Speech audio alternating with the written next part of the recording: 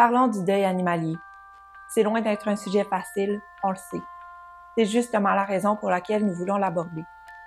Le deuil animalier est un deuil mal compris, qui laisse un vide immense, beaucoup de solitude et souvent de la culpabilité. Ici, on adresse toutes ces émotions en plus de détailler le processus de fin de vie. De cette façon, vous pourrez mieux vous y préparer lorsque vous arriverez à la tombée du jour. C'est vrai, chacun traverse le deuil à sa façon, mais personne ne devrait avoir à porter cette douleur seul. Dans cet épisode, nous parlerons de l'importance de partager ce que l'on vit avec des personnes de confiance. Nous verrons aussi quelles alternatives s'offrent à vous si vous ne trouvez pas d'écoute ou de soutien dans votre entourage. Un des besoins du deuil, c'est qu'il soit raconté et qu'il soit accueilli. C'est invisible le deuil, mais ça prend toute la place.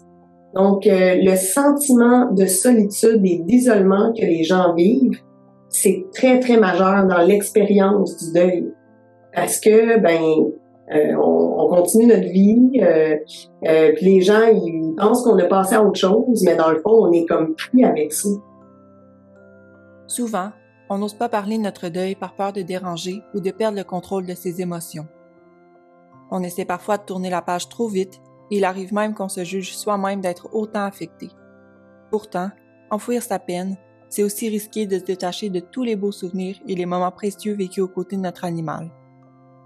C'est pour ça que c'est important de le vivre, le deuil.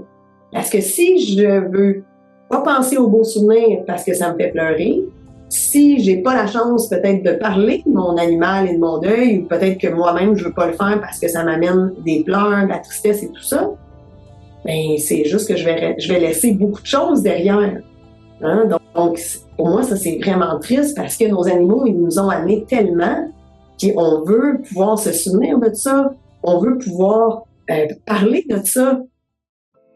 Il faut le reconnaître, la perte d'un animal est souvent incomprise. Beaucoup ne réalisent pas à quel point le lien qui nous initiait était profond, ce qui les conduit à minimiser notre deuil. En effet, le deuil, il n'y a pas beaucoup d'espace dans notre société. Puis même, en fait, le deuil en général. Moi, j'accompagne les gens aussi en deuil d'humain.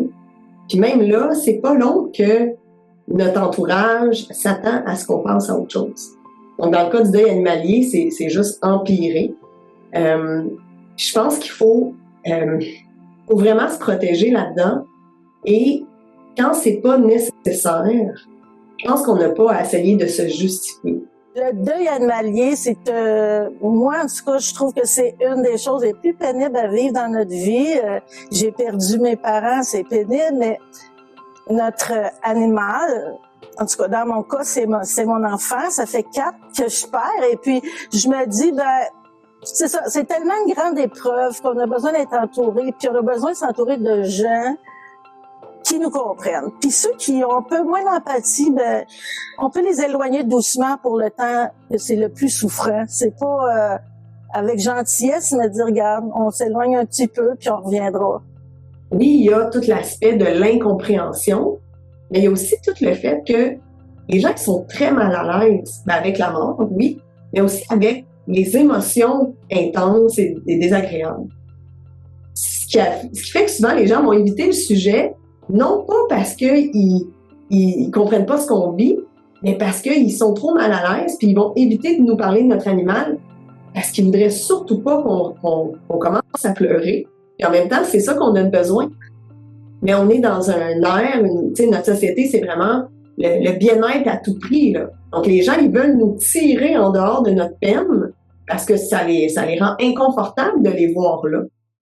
Et si vous avez déjà vécu un deuil animalier, vous avez peut-être déjà reçu des commentaires qui banalisent ce que vous êtes en train de vivre. Oui, il y a des commentaires qui sont, disons, désagréables, comme « c'était juste un animal, va t'en chercher un autre ». Mais il y a aussi tous les gens qui sont quand même bienveillants, mais qui savent pas quoi dire, qui sont tellement mal à l'aise. Donc, pour choisir avec qui on va s'ouvrir là-dessus, parce qu'on est tellement à fleur de peau, que si on essaye de répondre à des gens qui sont juste pas prêts à être là pour ça, ça risque d'être plus compliqué que d'autres choses. Moi, je me suis fait dire, n'en dis pas. Tu sais, c'est pas... Pourtant, c'est des gens très humains, mais qui n'avaient pas l'amour profond des animaux. Voici un petit conseil. Si vous êtes inconfortable face au deuil d'un ami ou d'un proche, vous pouvez prendre le temps de lui écrire un message bienveillant. Si vous connaissez bien cette personne, vous savez à quel point ce départ l'affecte. Et si le sujet du deuil vient au cours d'une conversation, mieux vaut parfois simplement écouter, plutôt que de risquer une phrase maladroite qui pourrait blesser sans le vouloir. C'est mieux de rien dire, mais dire, regarde, je suis là. Si tu as besoin, je suis là. Si tu as besoin de m'appeler, juste ça, c'est énorme. Si malheureusement vous ne vous sentez pas libre de parler de ce que vous vivez avec votre entourage, sachez qu'il existe des espaces en ligne dédiés au deuil animalier. Karine et Louise ont chacune un groupe Facebook où les membres partagent leur histoire et se soutiennent.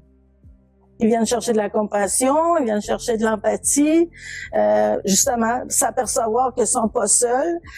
Souvent, ils sont incompris de leur entourage, ils sont libres de parler, d'écrire ce qu'ils veulent. Ils veulent mettre 15 photos, ils mettent 15 photos, tu sais. Ils racontent leur histoire, puis c'est ça qui est beau sur le groupe. Il y a des gens qui vont aller là, puis c'est trop difficile pour eux de commenter ou de mettre une photo, ils sont pas là. Mais juste le fait de lire, voir qu'on n'est pas seul. Parce que quand on souffre de même, on pense qu'on est seul, là. Tu sais, okay, ça se peut pas que quelqu'un souffre comme nous. Et pourtant, on est tous dans le même bateau. Si vous pensez qu'écrire votre histoire serait bénéfique dans le processus de votre deuil, mais que vous ne souhaitez pas forcément échanger avec d'autres, sachez qu'il existe de nombreux cimetières virtuels où vous pouvez partager un hommage.